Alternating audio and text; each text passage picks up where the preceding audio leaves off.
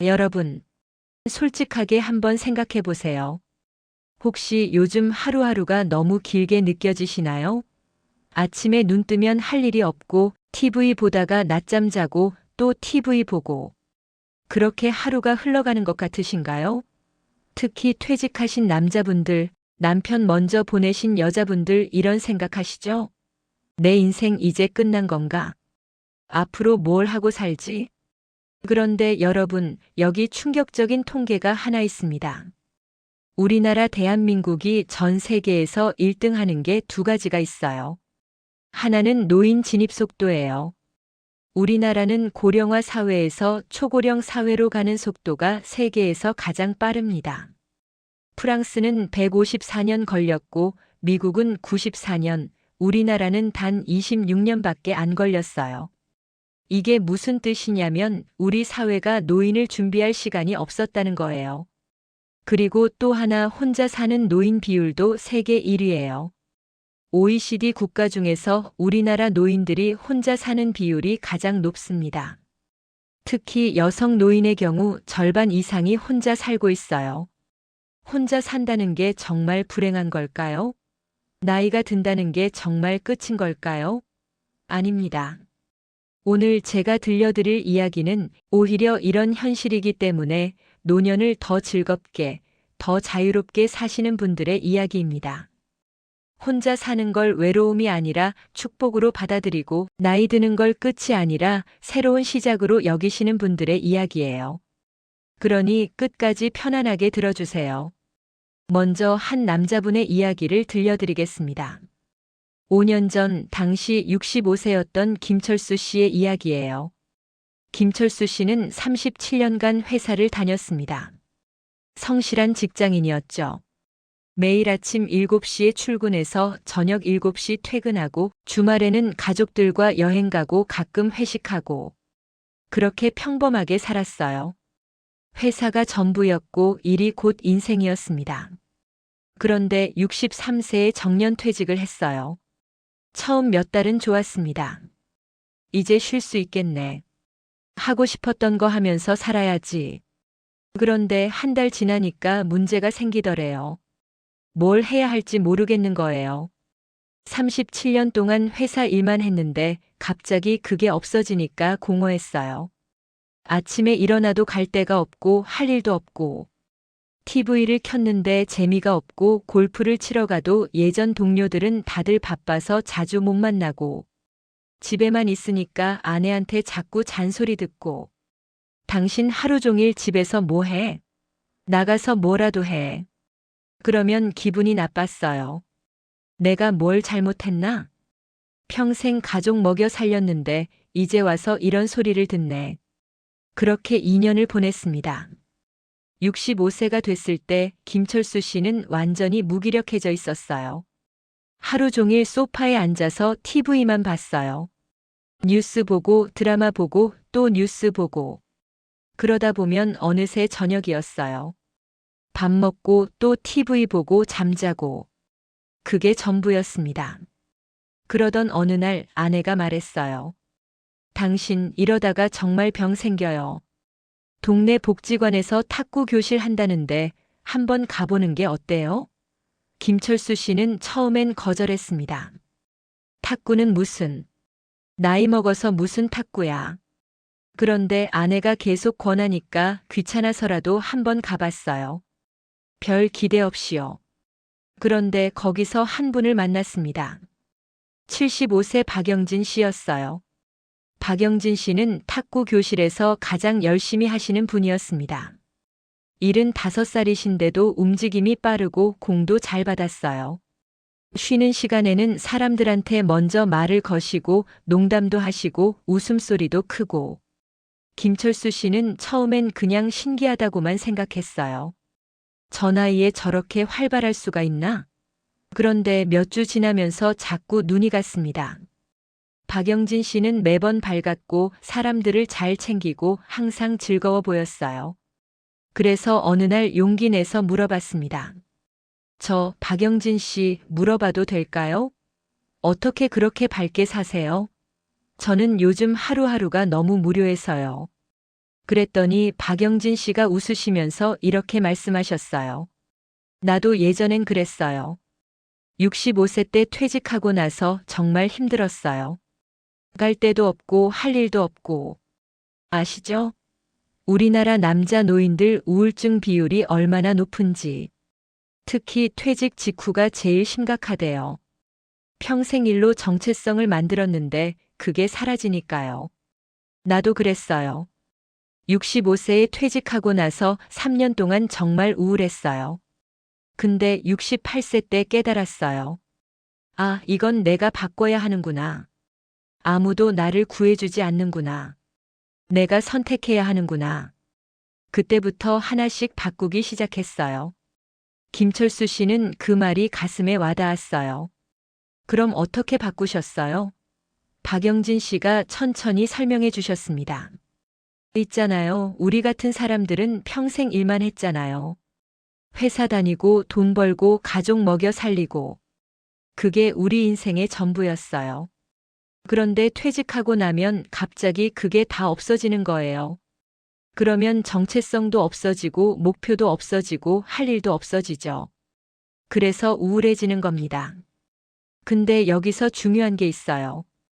우리가 할 일이 없는 게 아니라 할 일을 찾지 않는 거예요. 퇴직은 끝이 아니라 새로운 시작이에요. 평생 남을 위해 살았으니 이제는 나를 위해 살 수 있는 시간인 거죠. 아주 작은 것부터 시작하면 돼요. 김철수 씨는 그날부터 박영진 씨가 알려준 대로 하나씩 시작했습니다. 먼저 아침 산책부터요. 처음엔 10분만 걸었어요. 그런데 걷다 보니 20분이 돼 완전히 달라졌습니다. 아침에 일어나면 산책을 나가고 점심 먹고 유튜브를 보고 오후엔 탁구 교실을 가고 저녁엔 가족들과 저녁을 먹고 예전처럼 하루 종일 소파에 앉아 있지 않았어요. 그러니까 하루가 짧게 느껴졌습니다. 뭐 하다 보면 벌써 저녁이었어요. 이제 한 여자분의 이야기를 들려드리겠습니다. 당시 64세였던 정순자 씨의 이야기예요. 정순자 씨는 62세에 남편을 먼저 보냈습니다. 40년을 함께 산 남편이었어요. 남편이 돌아가시고 나서 정순자 씨는 완전히 무너졌어요. 자식 둘은 서울과 부산에서 각자 살림을 꾸리고 있었고 명절 때나 한 번씩 왔어요. 전화는 한 달에 한두 번 정도 왔고요. 정순자 씨는 혼자 남았습니다. 평생 남편 뒷바라지하고 자식 키우고 집안일 하면서 살았는데 이제 그 모든 게 없어졌어요. 아침에 일어나도 밥 차려줄 사람이 없고 빨래할 옷도 많지 않고 청소할 곳도 많지 않고 할 일이 없었어요. 그래서 하루 종일 TV만 봤습니다. 드라마 보고 홈쇼핑 보고 또 드라마 보고 그러다 보면 어느새 저녁이었어요. 혼자 밥 먹고 또 TV 보고 잠자고 그게 전부였어요. 친구들도 있었지만 만나면 자꾸 남편 이야기가 나왔어요. 남편 없으니까 힘들지? 혼자 사니까 외롭지? 그런 말 들으면 기분이 더 안 좋아졌어요. 그래서 친구들도 잘 안 만나게 됐습니다. 그렇게 2년을 보냈어요. 64세가 됐을 때 정순자 씨는 완전히 우울해져 있었어요. 하루하루가 너무 길고 무의미하고 외로웠어요. 그러던 어느 날 딸이 전화를 했어요. 엄마, 요즘 너무 집에만 계신 것 같아요. 복지관에서 요가 교실 한다는데 한번 가보는 게 어때요? 정순자 씨는 처음엔 거절했습니다. 요가는 무슨? 나이 먹어서 무슨 요가야? 그런데 딸이 계속 권하니까 한번 가봤어요. 별 기대 없이요. 그런데 거기서 한 분을 만났습니다. 72세 최순희 씨였어요. 최순희 씨는 요가 교실에서 가장 열심히 하시는 분이었습니다. 72세인데도 동작을 또박또박 따라하시고 쉬는 시간에는 사람들한테 먼저 말을 거시고 수업 끝나고는 오늘 수업 어떠셨어요? 힘드셨죠? 저도 처음엔 엄청 힘들었어요 하면서 웃으시는 분이었어요. 정순자 씨는 처음엔 그냥 신기하다고만 생각했어요. 저 나이에 저렇게 밝을 수가 있나? 그런데 몇 주 지나면서 자꾸 눈이 갔습니다. 최순희 씨는 매번 밝았고 사람들을 잘 챙기고 항상 즐거워 보였어요. 그래서 어느 날 용기 내서 물어봤습니다. 저 최순희 씨 물어봐도 될까요? 어떻게 그렇게 밝게 사세요? 저는 요즘 하루하루가 너무 무료해서요. 그랬더니 최순희 씨가 웃으시면서 이렇게 말씀하셨어요. 나도 예전엔 그랬어요. 남편 먼저 보내고 나서 정말 힘들었어요. 혼자 남았을 때 세상에 나 혼자 버려진 것 같았어요. 아시죠? 우리나라가 혼자 사는 노인 비율이 세계에서 제일 높대요. 특히 우리 같은 여자 노인들이요. 남편 먼저 보내고 혼자 사시는 분들 정말 많잖아요. 나도 그랬어요. 65세에 남편 보내고 나서 3년 동안 정말 우울했어요. 하루 종일 집에만 있고 아무도 안 만나고 TV만 봤죠. 근데 68세 때 깨달았어요. 아, 이대로 살면 안 되겠다. 내가 바꿔야겠다. 그때부터 하나씩 바꾸기 시작했어요. 정순자 씨는 뭔가 마음이 움직였어요. 그럼 어떻게 바꾸셨어요? 최순희 씨가 천천히 설명해 주셨습니다. 있잖아요. 우리 자식들은 평생 남편, 자식 뒷바라지 하면서 살았잖아요. 그게 우리 인생의 전부였어요. 그런데 남편이 먼저 가고 자식들도 다 떠나면 갑자기 할 일이 없어지는 거예요. 그러면 외롭고 쓸쓸하고 우울해지죠. 근데 여기서 중요한 게 있어요.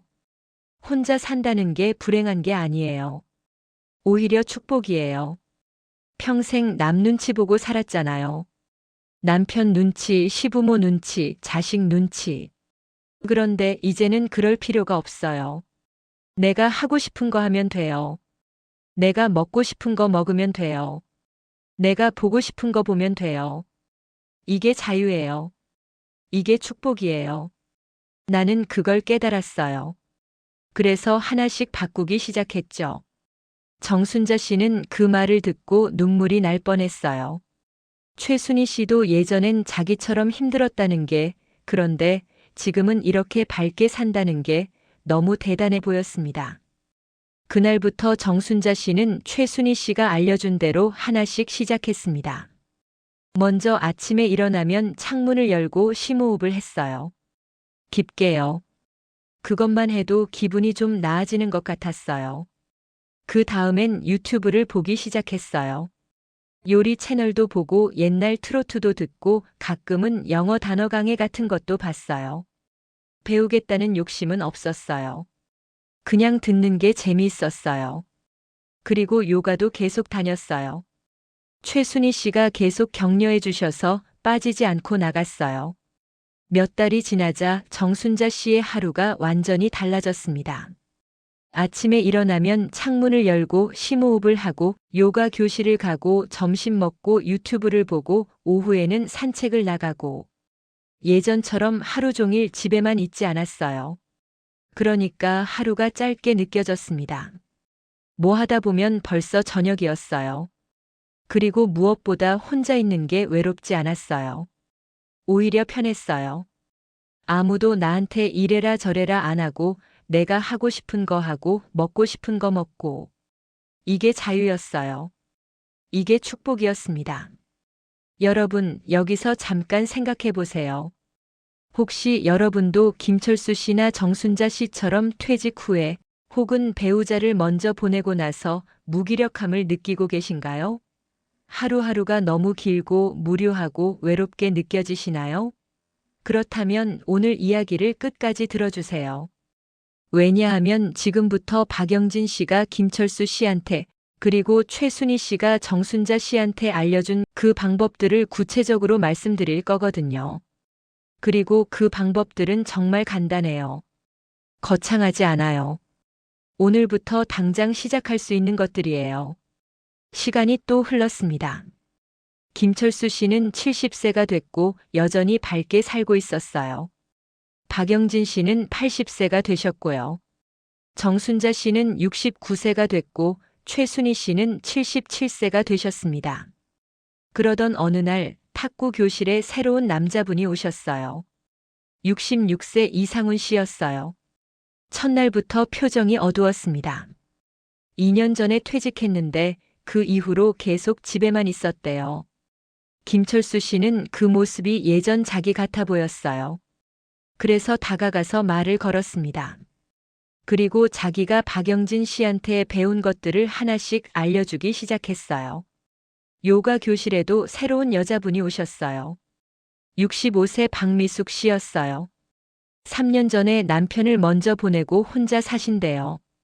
정순자 씨는 그 모습이 예전 자기 같아 보였어요.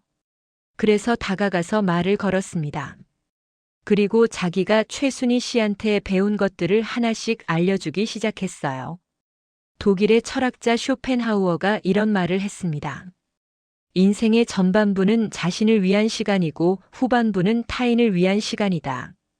이 말이 처음엔 좀 어렵게 느껴질 수 있는데요. 쉽게 말하면 이런 겁니다. 젊을 때는 내가 살아남기 위해, 내 가족을 먹여 살리기 위해 일하는 거예요. 그게 우리의 의무였고 책임이었죠. 그런데 나이가 들면 이제는 나를 위해서가 아니라 다른 사람을 위해 살 수 있어요.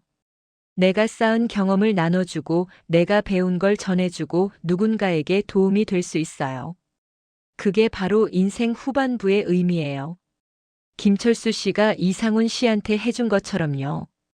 정순자 씨가 박미숙 씨한테 해준 것처럼요. 자, 그럼 이제 박영진 씨가 김철수 씨한테 그리고 최순희 씨가 정순자 씨한테 알려준 그 7가지를 구체적으로 정리해 볼게요. 이 7가지는 정말 간단합니다. 거창하지 않아요. 오늘부터 당장 시작할 수 있는 것들이에요. 첫째, 하루에 한 번 웃을 일을 일부러 만들기입니다.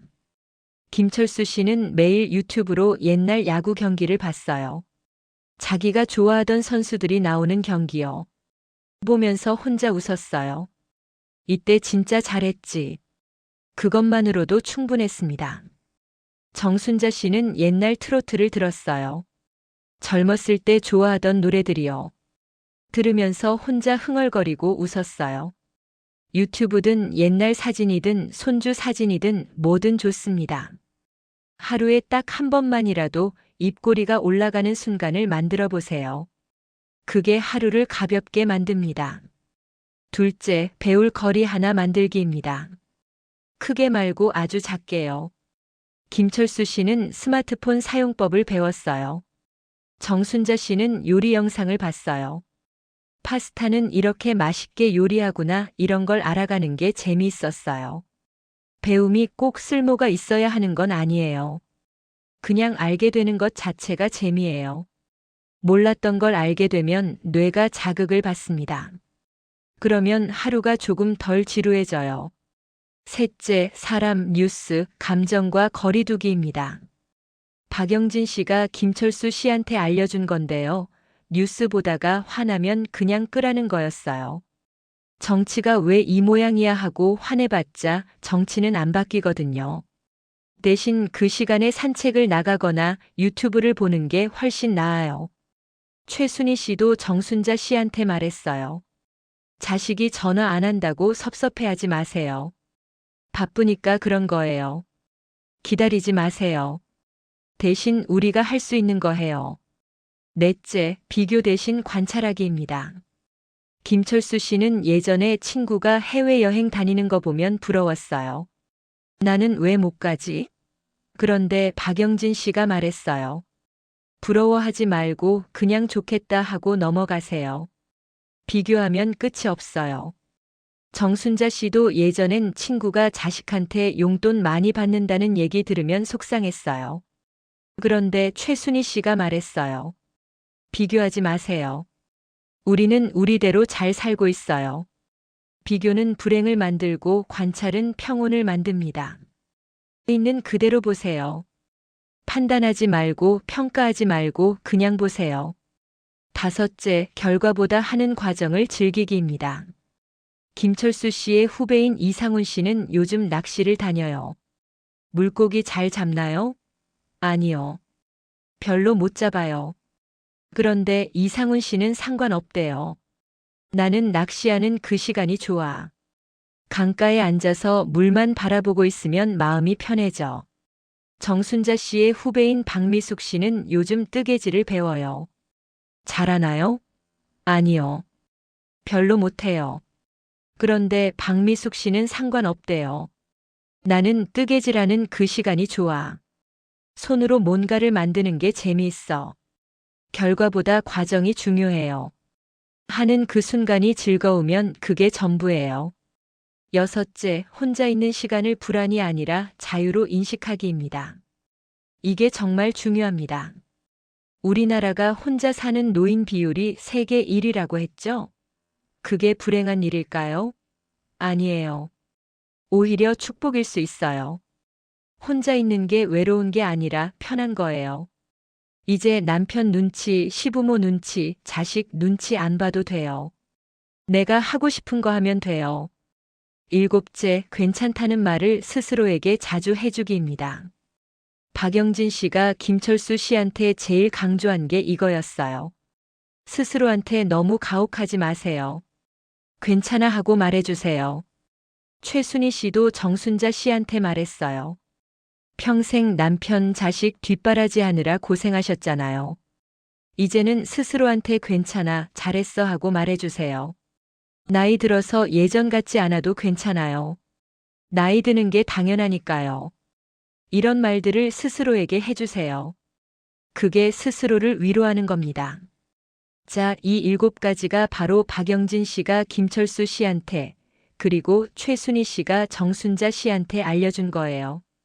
그리고 이제 김철수 씨와 정순자 씨는 또 다른 사람들한테 이걸 전해주고 있어요. 이게 바로 인생의 아름다운 순환입니다. 한 사람이 다음 사람한테 전해주고 그 사람이 또 다음 사람한테 전해주고 그렇게 계속 이어지는 거예요. 여러분, 우리나라가 노인 진입 속도 세계 1위, 혼자 사는 노인 비율 세계 1위라는 현실 충격적이죠? 그런데 이 현실을 슬퍼할 필요 없어요. 오히려 기회로 만들 수 있어요. 우리가 먼저 경험하는 거니까 우리가 먼저 해결책을 찾는 거예요. 그리고 그 해결책을 다음 세대한테 전해주는 거예요. 나이 드는 게 끝이 아니라 새로운 시작이고 혼자 사는 게 외로움이 아니라 자유라는 걸 우리가 먼저 보여주는 거예요. 오늘 이야기를 들으시면서 어떤 생각이 드셨나요? 혹시 나도 박영진 씨나 김철수 씨, 최순희 씨나 정순자 씨처럼 될 수 있을까? 이런 생각 드셨나요? 그렇다면 이미 시작하신 거예요. 그 질문이 떠올랐다는 것 자체가 변화의 시작이거든요. 이제 필요한 건 행동입니다. 오늘부터 딱 하나만 바꿔보세요. 아침 산책을 시작하는 것도 좋고요. 스스로에게 괜찮다고 말해보는 것도 좋아요. 중요한 건 시작하는 거예요. 그리고 포기하지 않는 거예요. 하루 이틀은 쉬워요. 그런데 한 달, 2달 계속하는 게 어렵습니다. 그래도 계속하세요. 그러면 어느 순간 그게 습관이 돼요. 하루가 달라지고 1년이 달라지고 인생이 달라집니다. 그리고 또 하나 여러분이 배운 걸 다른 사람한테도 나눠주세요. 여러분 주변에 힘들어하는 친구 있으세요? 그분들한테 다가가세요. 말을 걸어주세요. 나도 예전엔 그랬어. 그런데 이렇게 하니까 좀 나아졌어. 이렇게 말해주세요. 그게 바로 나이 들어서 할 수 있는 가장 의미 있는 일이에요. 이제 여러분 차례예요. 여러분도 누군가의 박영진 씨가 될 수 있어요. 누군가의 최순희 씨가 될 수 있어요.